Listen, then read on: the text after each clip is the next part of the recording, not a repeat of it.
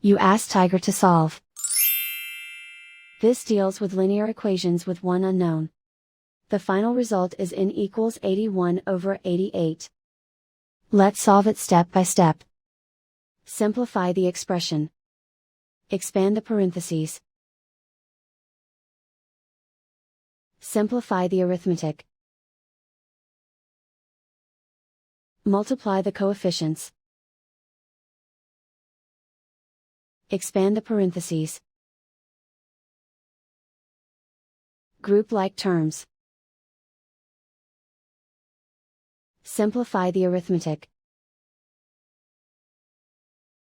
Group all constants on the right side of the equation.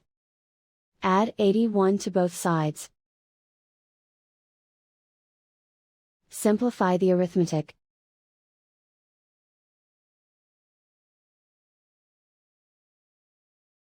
Isolate the n. Divide both sides by 88.